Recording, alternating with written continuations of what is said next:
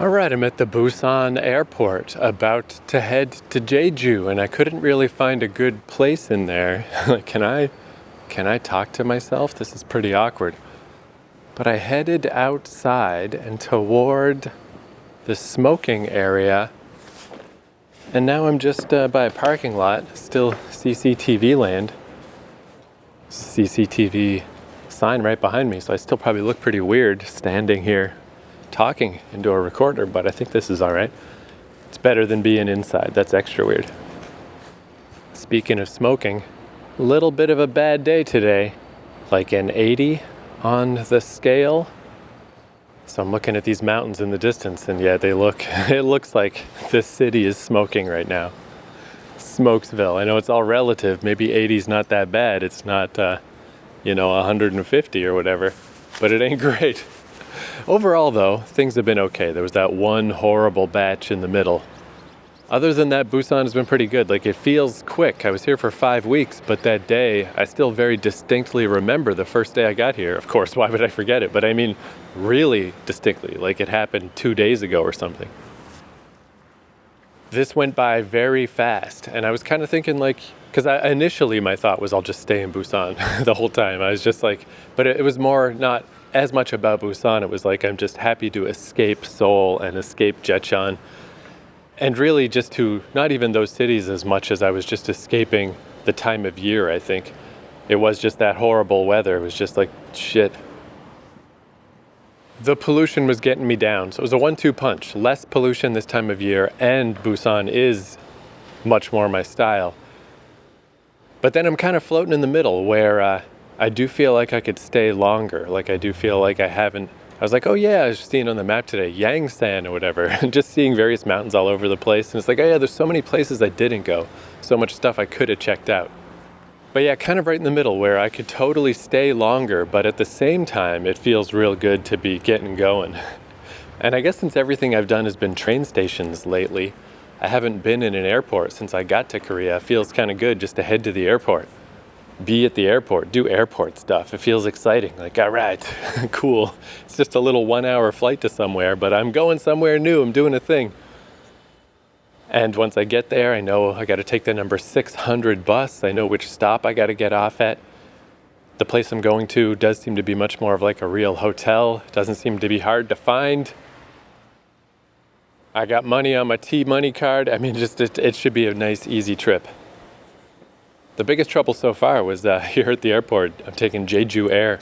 I wasn't sure if I could self-check in because it was all in Korean, so I was gonna literally just pull out my translator app and try that before I go stand in a line somewhere. But it was a little weird that there was an English button, but it wasn't till you get a couple of screens in. Then you can choose English rather than at the outset. That's a little odd, but there is English. Fight your way through. There is English.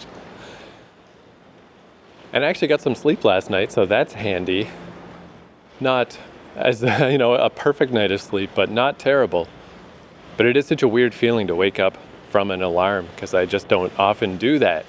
I was in the middle of a dream, and I won't regale you at great length with my dreams, but it was a weird one where I was in some post-apocalyptic forest, and I came upon this really dilapidated building, and I was exploring around and being like, oh, I guess I could sleep here if I had to.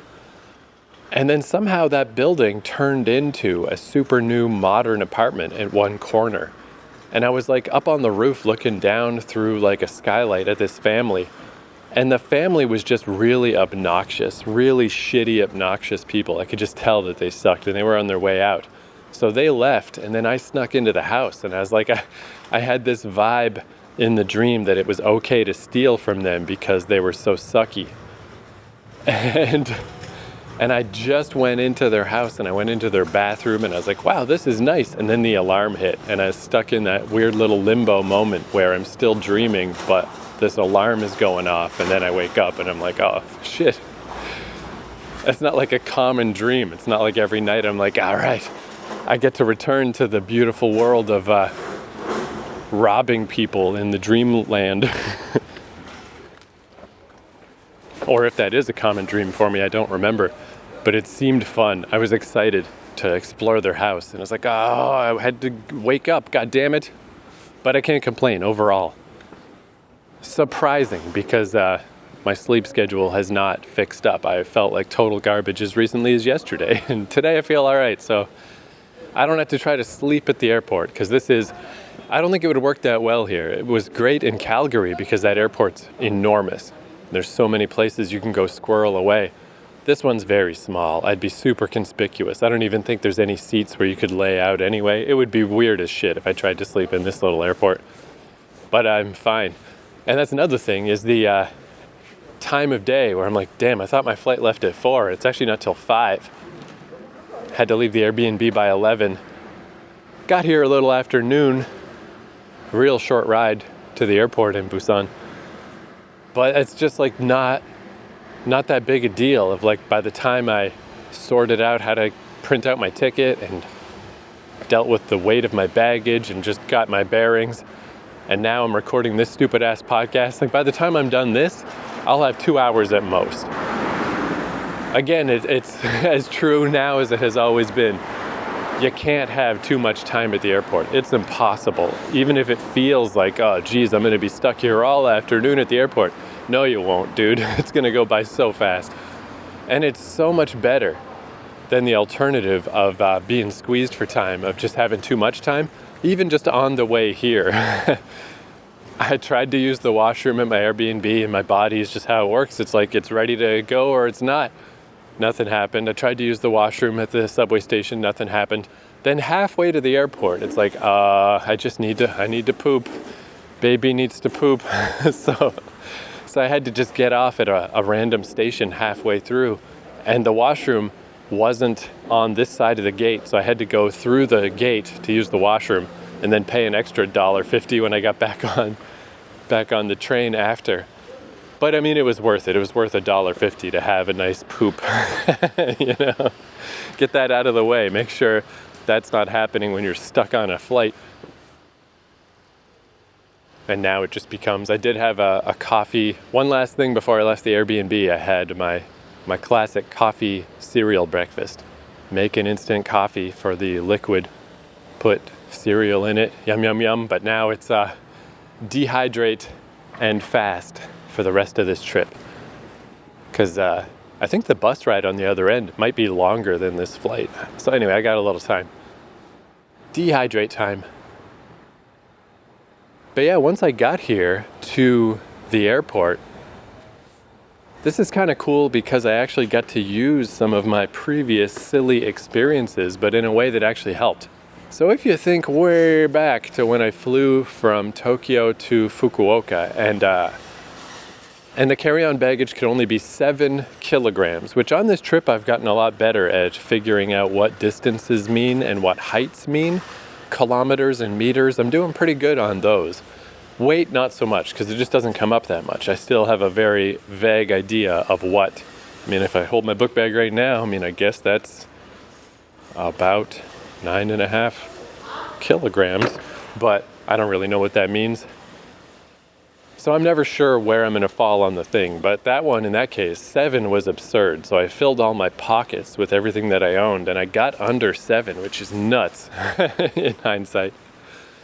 But this time I did a lesser version. Like, this is kind of neat, where instead of that insanity, you can do a more reasonable version of that in cases where it helps. Like in this case, with this flight, the baggage needs to be under 10 kilograms. And I'm not sure, but I think this ticket I got, which was so cheap, is like $45, but I think it does include a checked bag. I'm pretty sure I could just check the bag. And even if I can't, it's only like $8 to $10 here. It's not like $25 like it was with Peach Air. None of it would be a big deal. If I didn't make it under the 10, that's fine. But I got so close. Between my main bag and my little day bag, I was like just under 11 kilograms. So what I did, because I always travel with this bags within bags system, which arguably the several bags, I mean, they're adding up a little bit of weight themselves, but it's worth it just for the ease of not just having a book bag full of loose stuff. Is in my main book bag, I've got a bag with all my clothes in it and a bag with just miscellaneous whatevers. Those are the relatively big ones. Those are the ones staying in here. And between those and my laptop, it's just under 10. It made my bag about 9 and some kilograms, and then with my little day bag, I got just under 10, like just barely. But how I got under that is that I then have a couple of smaller bags that just have like toiletry stuff. And there's another one that I don't even know what it is. I guess it's just like, it's a mouse. That's right, I did buy a mouse and a mouse pad in Jeju. And, just cords and cables and power converters, whatever, that's in a little bag. So those 2 smaller bags, those do easily fit in the pockets of my jacket. So I just moved those into my jacket pockets. It took me down a kilogram. And now I'm under the weight, and it is like, it is magic. It's like these pockets in your coat, they just don't count. It's just like a cheat code, that just doesn't count as because they do count not only your main bag, but if you have a carry-on, a little day bag or a purse if you're a lady, that counts. But your coat just doesn't count. Anything in your coat just magically doesn't count toward the weight. And it does seem like, reasonably speaking, like I must have had 4 or 5 kilograms of stuff in my coat, and I had my laptop hidden under my coat. It was totally crazy what I was doing in the Fukuoka flight. But in this case, it's just 1 little kilogram of just taking those little tiny bags, putting them in the pockets of my coat. It's not even weird. Like, I can go through security like this, and it's not weird. It's fine. It's just a couple little bags in my pockets. And it takes me down that 1 kilogram. So I think this is pretty good. And I mean, this is nice because I don't think I can really have much more than this. I'm at capacity for how much stuff will fit in my bag. So even this is just kind of good to know. If I'm at a place where it's 7 kilograms or less, then too fucking bad. But if I'm at a place where it's 10, I can make that happen. With slight little adjustments, I can make that happen.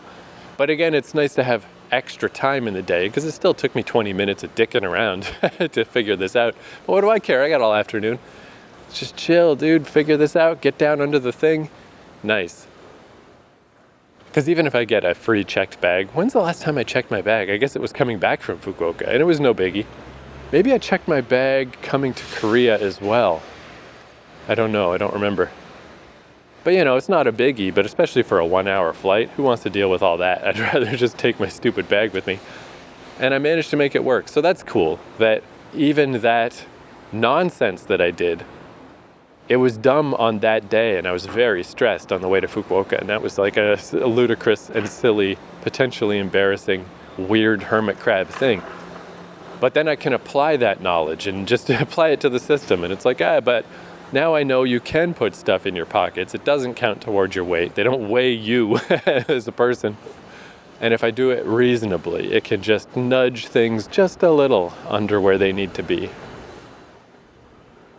So that's kind of cool. That's handy. But yeah, overall, feeling kind of good. Feeling good to go to a place. Feeling good to just do it, just to go, 5 weeks is a long time. I'm in Jeju for 6 weeks. So I haven't booked anything past Jeju. I figure I'll get to Jeju, see how that is. What if it's so amazing I want to stay forever? And I definitely like that about Korea. I find Korea very comfortable to travel within. I was getting better at that in Japan. It's not hard in Japan. It's not bad. I'm really looking forward to next time I go to Japan to taking way more local trains just down the coastline and seeing if I can string that into a trip. But it's even easier in Korea, just taking those trains between the cities. Now just the little airport sitch and fucking little T-money cards, and it's just, even though I only took 1 bus in Jeju, just that I took the 1 bus is like, good, because there's nothing but buses on Jeju.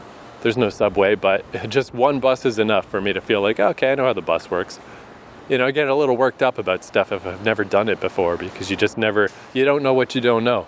But it's no biggie. Just I guess the only thing I haven't done is I always recharge my T-money card in subways, and there are no subways in Jeju. But Jeju was kind of like a test of that too, of just not having the T-money reload. And in the case of Jeju, I was only there 3 weeks, and I didn't use my T-money card much, so I didn't have to reload it. I probably will in Jeju, so I'll have to do the thing where you go to a convenience store and ask someone to put money on your card.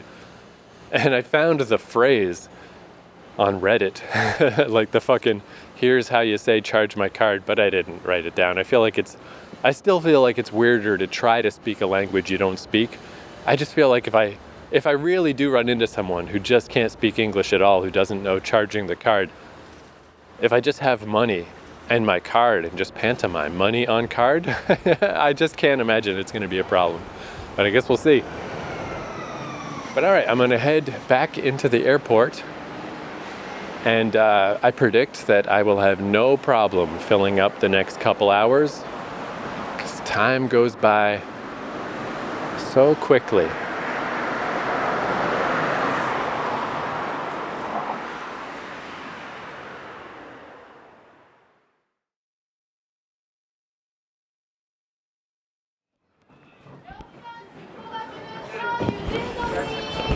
Test, test, test, test, test. Yeah, there's no, I was gonna see if I could talk into my sleeve while I'm in the airport. I mean, I kinda can, but this is a bit weird. I don't know, maybe I can pull this off. I've only got like 10 minutes till this flight leaves, so I don't know why I feel like I gotta squeeze this in. But yeah, one little technique, I forgot about this. I don't remember doing this since I had a pretty long layover in the Taipei airport in 2019 on my way home from Japan that first time. And that's the last time I did this technique, but I was reminded of it today where I'm sitting here just watching anime. There's this anime called Bartender. There's a 2024 series, but it turns out also a 2011 live action 2006 series and a manga that started before that. I never heard of this thing before, but I checked out the new one. And it's pretty delightful. It's just this bartender who, he can just read through your body language and your, the clues about what you're wearing and stuff. Just what drink you need to get you through the trials of that particular day. And he gives you just the right drink and just the right little piece of advice to spur you on to your next day. And I definitely like the manga the best. As always, the manga is always the best.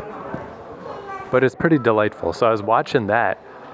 But I was just hitting that point where I just couldn't really keep my eyes open anymore. So since I've got this book bag with a really stiff back, it's bad for my scoliosis because it digs into it a bit. But it's nice because if you put this book bag on your lap, you can then just lay your head on the book bag.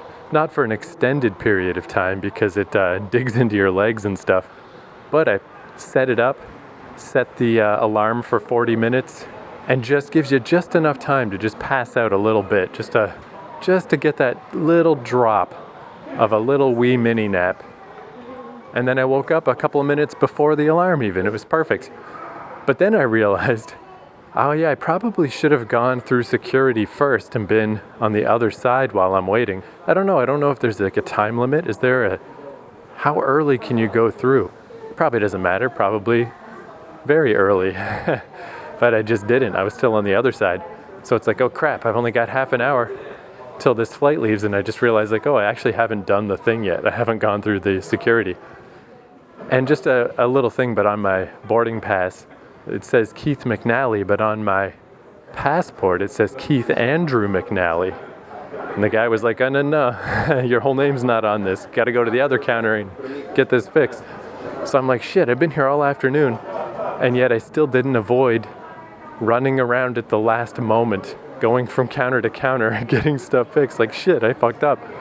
But I went over to the other counter. Luckily, it wasn't busy. And then they changed it to Keith Andrew like it's one word. Like my first name is just Keith Andrew. And I was like, I mean, that's actually more wrong, I would consider, than before. But that was fine. That got me through. And my big cool boots that I bought in Seoul, man, the metal detector does not like these bad boys, so my boots got to come off from here on in. But other than that, all good, no problem. And they never actually checked a second time about, like, they never did the official check of the weight of my bag. They did that for sure with Peach Airlines in Japan. With Peach, they were like, we wish to charge you. Here, they had a little thing where you could weigh. But I don't think there's going to be a second check anywhere. So, but I mean, how could you know such things until you're there? But I think if you had a heavier bag here on Jeju Airlines, it seems like it would not matter, unless it's like wild, like you're carrying skis or a cello. I don't think anyone's going to care. But again, you can't know that till you're here. But anyway, they're surely going to start letting people on soon. So I will go.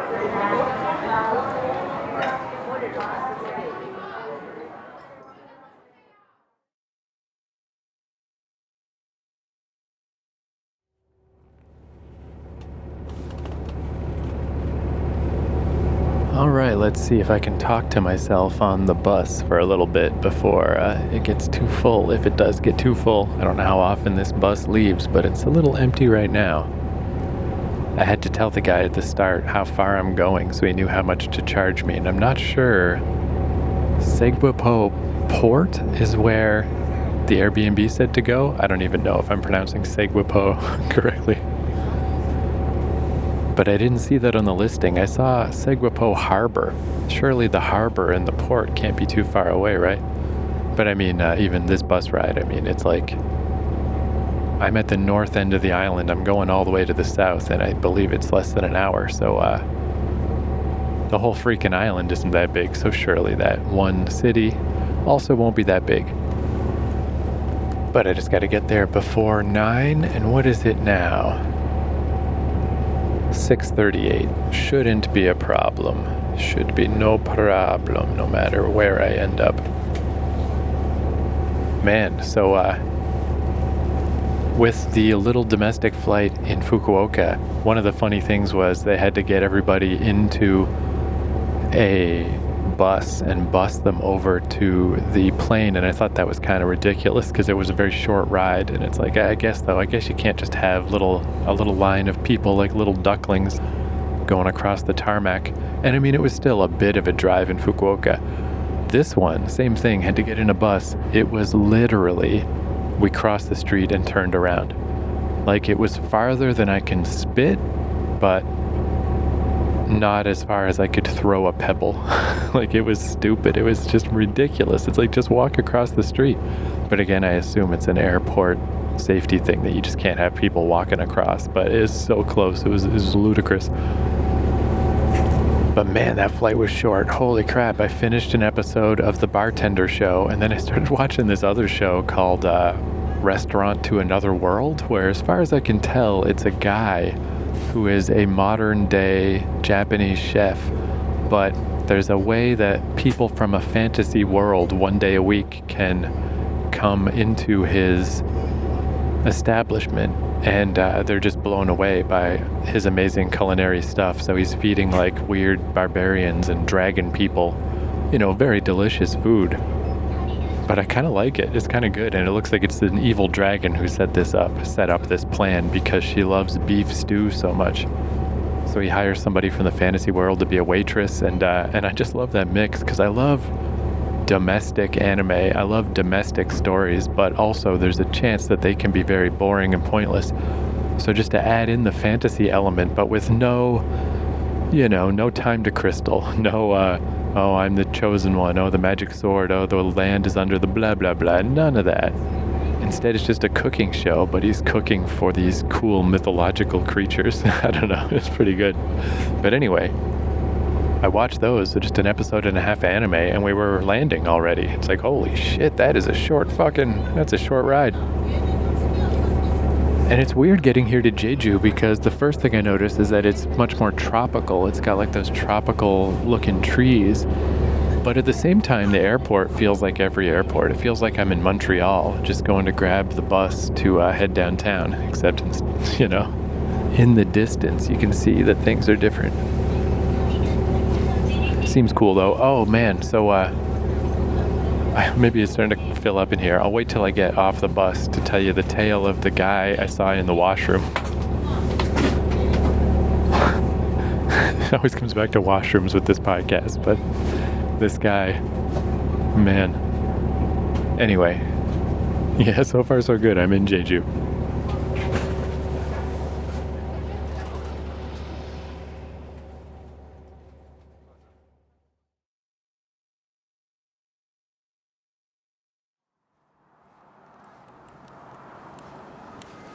All right, I made it to Seogwipo, which I think that's what, I was listening to the voice on the bus when it would announce stops. Seogwipo, I mean, I think I'm saying it right. It's not the craziest word of all time. Seogwipo. Seogwipo. I feel like there's only so many ways you can say that, but I have started to realize some of my pronunciations are pretty off here in South Korea. But it's nice. It's nighttime. Everything looks pretty at night. So it definitely looks pretty. And it's got that kind of palm tree vibe. Stop me, stop me if you've heard this one before, but I don't know anything about southern trees and palm tree type stuff. I just know that kind of leaf type from visiting Florida or from watching movies. But it's like that. It has that feeling. And in fact, it's kind of breezy today. It reminds me a lot of, as I was making my way down the coast when I was staying at Yokohama, and I would go check out the various points on the beach, and I found those surfers. It just has that feeling, the feeling of walking from the beach to the train station. Those little neighborhoods felt very much like this. So, seems good so far. It's weird though that, I've been keeping my eye on the air index thing, and it does seem like Jeju Island has been about the same as Busan, not so different. But by happenstance, today, Busan is great. It's like in the green, it's below 50. And so is Seoul, which is like, whoa. But Jeju is over 100. What the fuck? It's a little under 100 right now. I don't know, it seems okay. But I mean, I should have my stupid mask on. I'll put it on after I'm done yammering. But yeah, just bad luck. It's like, I wonder why. What's going on here? Hopefully it's just a weather pattern system that's just passing over. But I removed Busan and Seoul now from my listing. I don't know, and I don't need to know. We'll just take Jeju as it is and not worry about, what weather might I have gotten somewhere else. Though I did throw on Taiwan and Ulsan, which Ulsan I guess is essentially Busan. But, because I feel like that's where I'm likely to be next. So I'll just I'll keep my eye on it a little, the same as I did for here, just to try to get a vibe for, I'm going to be here. I think the lady said 42 days. It's like, yeah, I guess so, about 6 weeks. Long ass time. So while I'm here, I can get a little bit of a sense of what is going to be happening, where I go next. But yeah, I'm quite sure this will pass. And I guess I'm kind of slipping into that thing too of just like, I don't know, is 100 bad? 100 flipped my fucking wig when I got to Seoul. Now it's like, I don't know. It's not good. But I guess I did actually see people on Reddit referencing this one very famous mountain hike here in Jeju that is supposed to be the best place to see the sunrise, which I will never fucking do. I will never be there at sunrise. 0% chance. But they had to bail out because the pollution got so bad at one point. But again, that was earlier in the year. Now that it's spring/summer coming, I don't expect things to be so bad. Man, they kind of undersold that bus ride though. It was a long fucking bus ride. I saw a listing somewhere that said like at the high end it was like 45 minutes, but that was way longer. It was like an hour and a half. Everything was a bit slow though. I guess my flight was delayed a little and stuff. But I just barely made it before 9 o'clock, which I guess was a good thing just so they could give me the rundown of how things worked, and they needed a copy of my passport and stuff, which I would have had to do later. So I made it just in time. And I'll tell you about the place I'm staying, but first, the pee guy, the pee guy at the airport. So ever since first visiting Japan, I guess there's a certain problem in North America with people peeing on the ground, but I wouldn't say it's a terrible issue. It's not something I ever really noticed much, just a bit of general dishevelment in the washrooms. But nothing you'd have to make a big deal about or make a sign about or something. Where in Japan, every male washroom, every single one, there are signs saying, please step forward, please stand closer. And I got to assume it's maybe just the footwear culture around here, where there's such a distinct delineation between indoor and outdoor. You've always got to take your shoes off at the Genkan in Japan, and I don't know what they call it in Korea, but they do that here too, more or less. You got your indoor shoes and your outdoor shoes, and it really does seep into your brain, because I think it's a good idea in general. Canada is much more along the lines of generally we don't wear our shoes in the house. I think it's only America that does that for some weird reason. But today on the plane, this dude walked by with his kid, and the kid's shoe brushed my shoulder. And I would never have thought twice about that ever in North America. But I guess I'm so used to shoe stuff here now that it's been all these months I've been in Asia that I just had to look at my shoulder and just be like I just had the thought of like, what if that kid stepped in dog poop? Like, of course they didn't. They're in an airplane. But I just had that weird feeling of like, oh, a shoe touched me. Gross. Where I just wouldn't have given a fuck before. So maybe that's the situation, like a really deeply ingrained desire not to step on whatever pee is on the ground. So people stand back a step, and then that just makes the situation worse because more and more pee is finding its way onto the ground. Because even as a kid, I used to always just stand up and pee into the toilet. And I don't know, it just never occurred to me till I was older. Like, there are sometimes you can feel like if you're wearing shorts and you pee standing up and you feel a little splash against your calves. Like, that shit is splashing up all over the place. It's actually kind of gross. But in Asian washrooms in Japan and here in South Korea, they are begging people to stand closer, just begging, and it's not working. And additionally, this is one of those things that I feel like there's probably some women listening that will have had no idea that this was a thing, that they've never heard of this before ever. But at a urinal, this has become common. This used to be like a rare thing, where there would be a design in the urinal. Like it used to be back in the day, like a little soccer net or something. And then somebody devised a little fly design, like a bug, like an insect. And now it's so common. It's all over North America, all over Japan, all over Korea. Maybe it's all over the world at this point. It's just become common practice for in the urinal in the men's room for there to be a little design of a fly. Because the idea is it's something to aim at. It's, kind of our natural inclination to just pee at something. Like if there's a little something stuck to the side of the urinal or something, we'll just like pee on it to try to blast it off. So I guess just having this design, it just encourages people to aim in the middle, like actually aim at the center of the urinal and not deliberately get pee everywhere.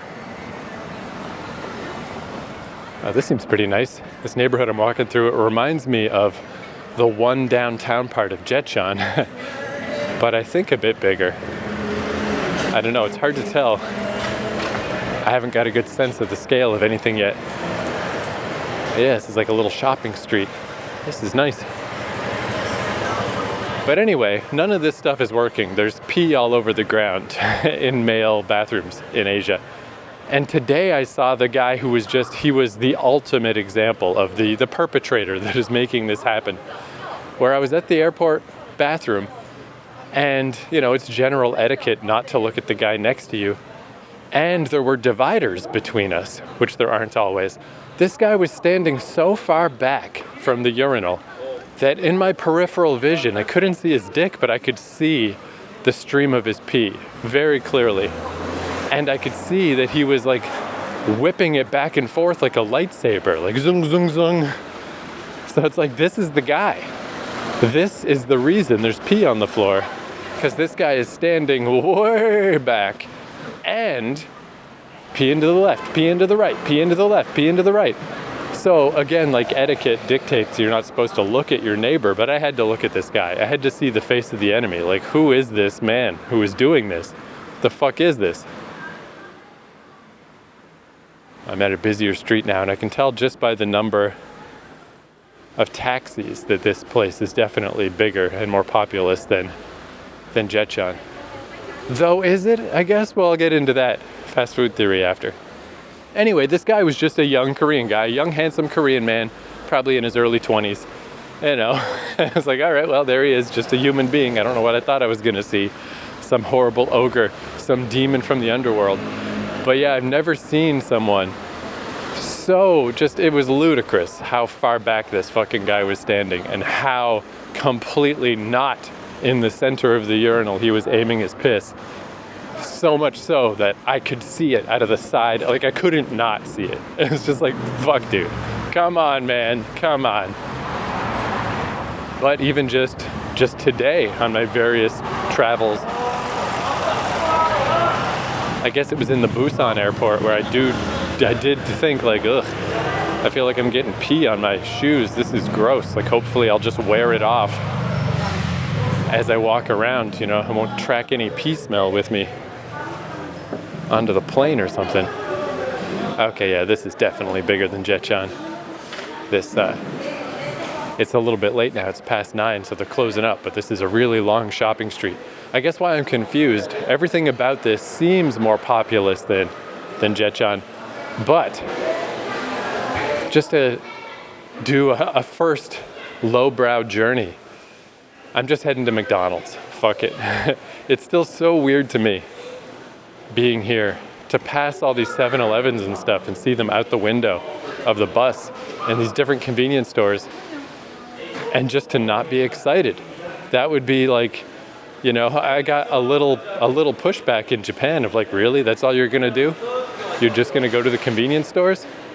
But those convenience stores, surely I'll branch out eventually in my life, but it is a cultural smorgasbord of amazing shit in those Japanese convenience stores. I didn't even come close to exploring all the odds and ends. And it's still like legitimately good stuff. It's really cool, good stuff. Where, you know, here I just, every once in a while I do go get, what was the one I got the other day? I got a sandwich that was like, it was like a ham and cheese sandwich with pineapple spread. And like, again, it's not bad. I'm Canadian, so I mean, we invented the Hawaiian pizza. I don't mind ham and pineapple. But again, I've just never had a sandwich like that. And I just wasn't in the mood. I wanted a normal sandwich, and they don't fucking exist. They just don't exist. So I'm back in my just insanely lowbrow situation of like, everything's closing up here. It's past 9 o'clock. But even if it wasn't, I don't know how much gumption I've got to try to go to a local place or figure out anything. So I looked up fast food, and it's just like, well, fuck it. There's a McDonald's. Fuck it. It's on the other end of town, but that doesn't seem that far away. So that's my test. Let's just see how long it takes to get there. But yeah, that's where I got a little confused, is there's the one McDonald's, which I think Jeju only had one McDonald's as well. But Jeju had Burger King. And there's no Burger King here. There's some on the island, but none in Seogwipo. Which is a shame, because I have come to enjoy the Burger King a lot more than McDonald's in South Korea. I just like what they do. I like their chicken nuggets better. They're cheaper. It's just good. But I'm going to have to get over it. Either I'm going to have to eat McDonald's every day, which surely I won't do that. Like it's any better to eat fucking Burger King. Or just try to make my peace with the convenience stores and figure out something to do. Or branch out to these stalls and stuff, which this would be the place to do it, I guess, because there's no subway station. My T-Money card is a lot less useful here. It's going to be back to cash. So if I just got cash anyway, it's probably not the hardest thing in the world to just point at stuff and hand people money. We'll see, though. I got 42 days. I got plenty of days to figure out what's going on around here. Yeah, this seems kind of cool. It really does, though. It feels like Jeju. It has the small Korean city feeling. I don't know the whole history and stuff. I know Jeju, it's a domestic flight. It's part of South Korea, but it is its own thing. And one of these things on Reddit where they're like, hey, you know, you can read up about the uprisings of the past. It'll add flavor to your journey to know the history. But it was just this super depressing fucking thing where like 10,000 people died in an uprising against the government. Yeah, great. That really makes, that really adds some spice to the journey. It's just sad and depressing. I'm not saying it's not important to know about, but it's not necessarily important for me to know about. Anyway, I know about it now. So I don't know. I don't quite know exactly how Jeju relates to South Korea, but it's essentially just another piece of South Korea. And yeah, just these, a lot of LCD screens, karaoke places, weird little hotels. This feels quite a bit like Jecheon. It was kind of cool to go to Jecheon in the middle. Yeah, this is a common thing I saw all the time. I saw them in the bigger cities too, but especially in Jecheon, and already I see one here, where it's like a dance club or whatever, and it has like an LCD sign out front with like sexy LCD girls dancing. And there's a GS25. You know, I guess that wouldn't be the worst. I'm actually pretty fucking starving. Maybe that's all I gotta do. I just need to get hungry enough, and then everything seems fine. I'm starting to think like, yeah, maybe I should just go in there. That'd be all right. But let's see, how close am I after this? Oh yeah, I'm real close, so yeah. Seogwipo's not very big. I guess that's the thing, it's the size of it is smaller than Jecheon, but the population density is definitely higher. So it's both things at once. So the hotel I'm staying at, this is pretty cool, because one of the reasons why the bus took so long is it's like a hotel shuttle bus, so it just stopped at every fucking hotel.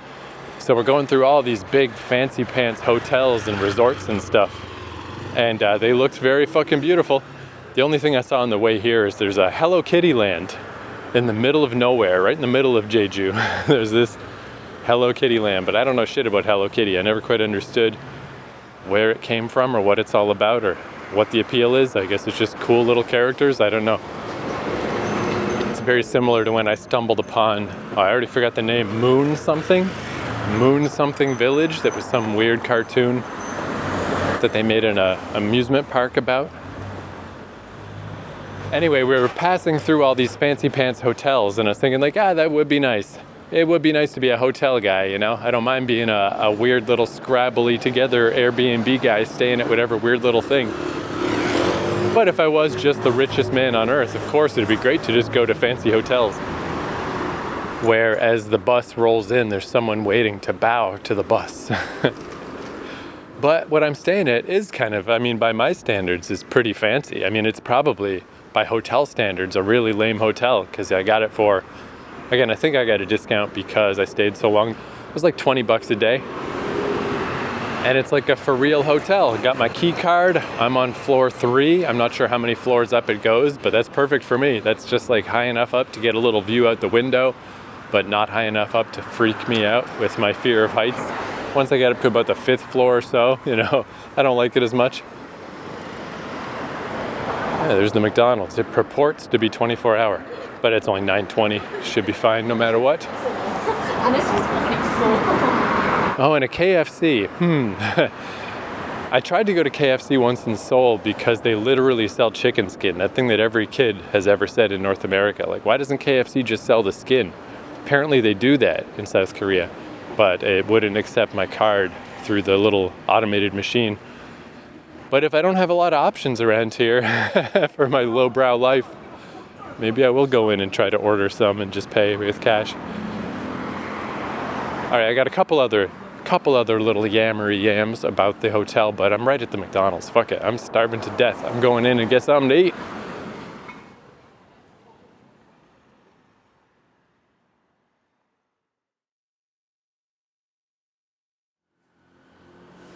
I did a little quick research while I was in the McDonald's and just looked up Seogwipo. It's the second biggest city in Jeju after Jeju City, and it's 150,000 people. So I was like, all right, so that's triple the size of Jecheon. But then it said, though in 2006, they basically just decided that the entire southern half of the island counts as Seogwipo. So it's like, oh, okay. So it's actually really, really similar, it seems, in size, the like proper central part of Seogwipo to Jecheon. It's just, we'll see how how these impressions stand up while I'm here for a while, but it seems like it's Jecheon if Jecheon was popular, if it was a place people went to, because there's tons of hotels around here and resorts, and like I was saying, just walking here, just the density of people, you could just tell. A lot more happening, a lot more stuff going on. Presumably when the sun comes up and I can see the harbor and the water, there's going to be beautiful island vibes waiting for me. But on the other hand, the true size is very undeniable, where like I just walked past a 7-Eleven and I was thinking like, maybe I should grab a toothbrush because I don't think that the hotel had one. And it was closed. It's like 10 o'clock, like what the fuck? It's not even. It's just before 10 o'clock and the 7-Eleven is already closed. It's inconceivable in North America or Japan that a 7-Eleven would ever be closed. But here, it doesn't even follow the old 7 to 11 times. And with just the one McDonald's and no Burger King, I was like, what about Adia coffee?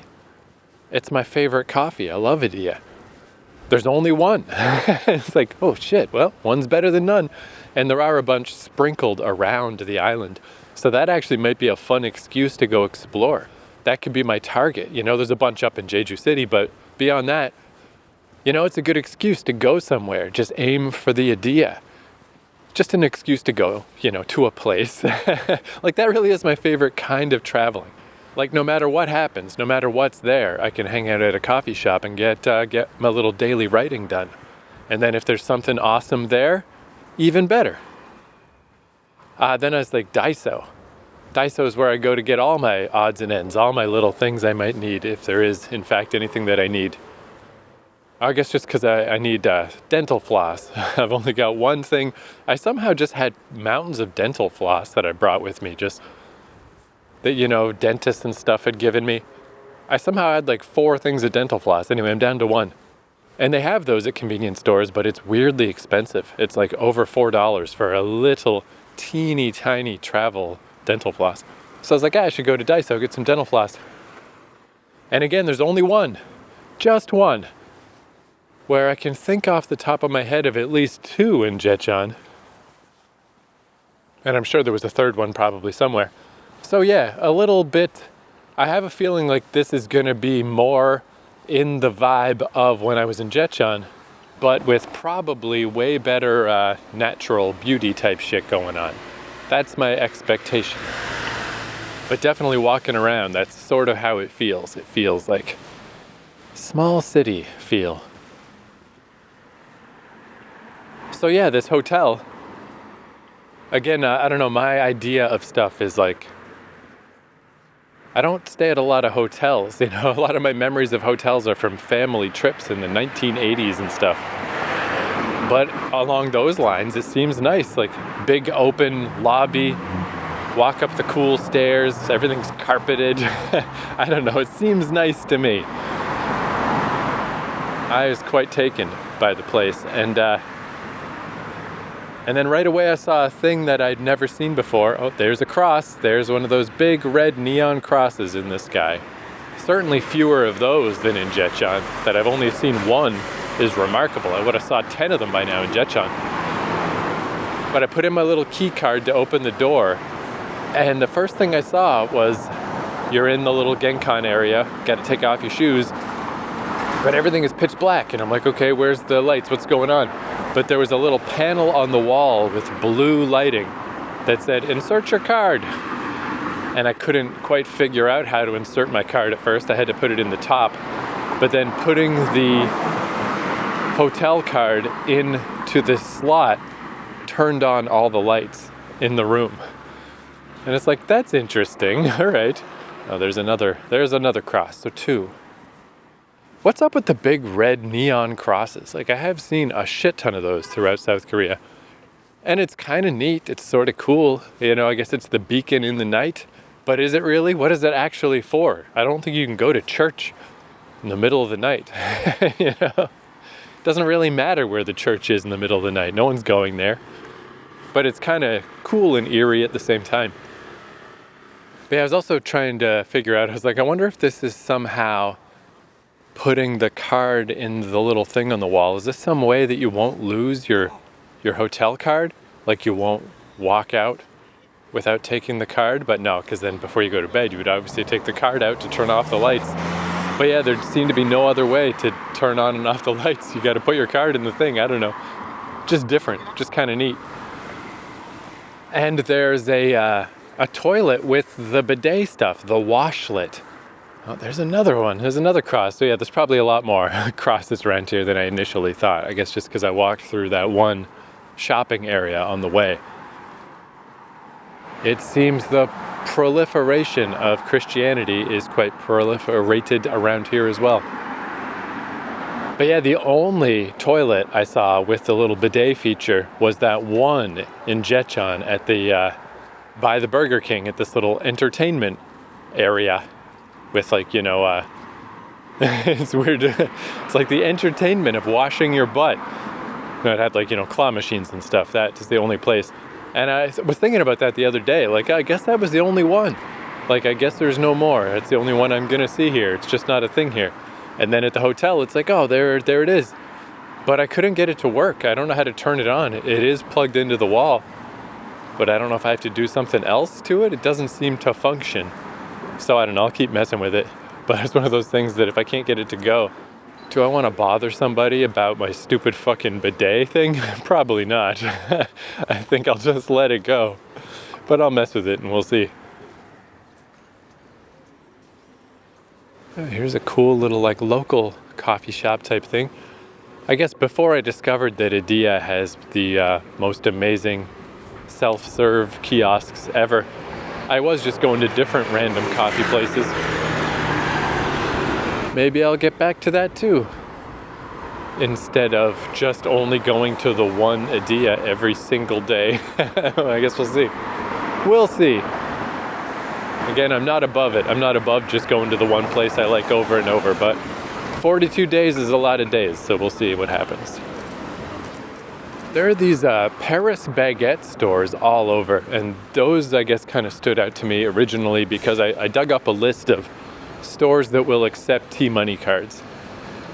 And this was on the list, and it's like a bakery. It's like, you know, pastries and stuff, but obviously it's a chain. Super duper big time chain. I've never gone into one. Maybe I should sometime.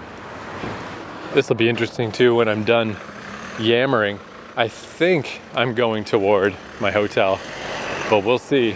We'll see where I actually am once because I'm taking a different route, so I could be all turned around at this point. I know nothing. But yeah, the little hotel seemed pretty cool, seemed pretty nice.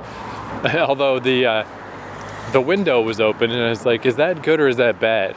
You know, it had a nice fresh air feeling in there, but because the pollution levels are kind of bad today, I'm like, I'm gonna close that, you know. But on nicer days, that'll be nice.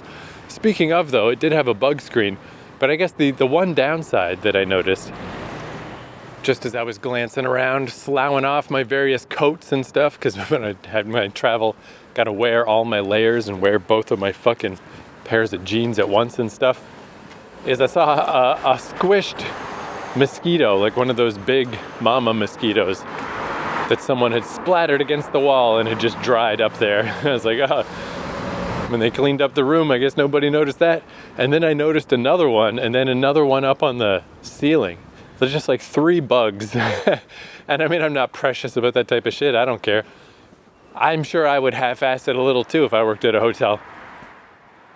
But then I also noticed, just at that McDonald's I was just at, one place where I was gonna sit had a smashed mosquito on the table, because the McDonald's was open, but not the upstairs. They closed the upstairs seating area, so there's very limited seating available.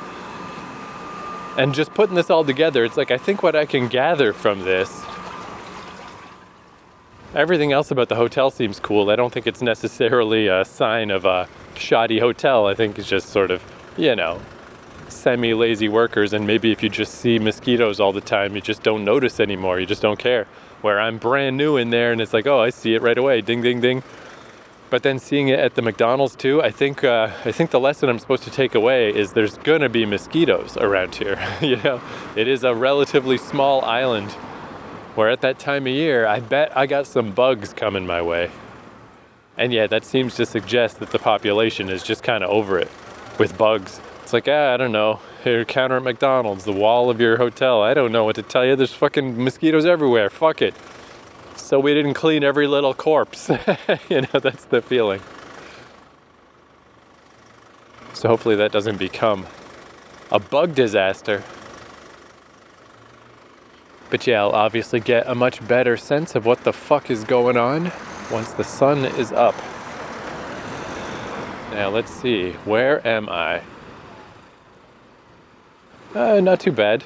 Not too bad. I'm kind of sort of heading back. Definitely took the long route. But there is still a general up and down, which definitely helps too. Because I believe the center of this place is just a big fucking volcano. Or former volcano, I don't know. I got some learnings to do. But there's another 7-Eleven across the street. Let's give that a shot, because I would just definitely want to get my hands on a toothbrush if I can. Because my little dental problems have not been that bad, but this is how to keep them from not being that bad till I can figure that out. Dental floss, toothbrushes, all of that shit. Geez, I wonder too, if the pollution level earlier today, it was quite bad in Busan, and then when I checked before, it was way down under 50. Is that a sign? Is that a sign that tomorrow everything's gonna be all good? Hopefully. Hopefully so. Yeah, a guy with a truck just stepped into the 7-Eleven. In fact, there's a couple ladies sitting at the counter eating ramen. Oh, and here's a laundry place, which could be handy, because I don't know if there's any laundry in this hotel. Probably not. Cool. Cool. All right, well, so far so good in Jeju. Seems all right. I'm going to go to 7-Eleven and buy a fucking toothbrush. Thank you for listening. I'll talk to you next episode.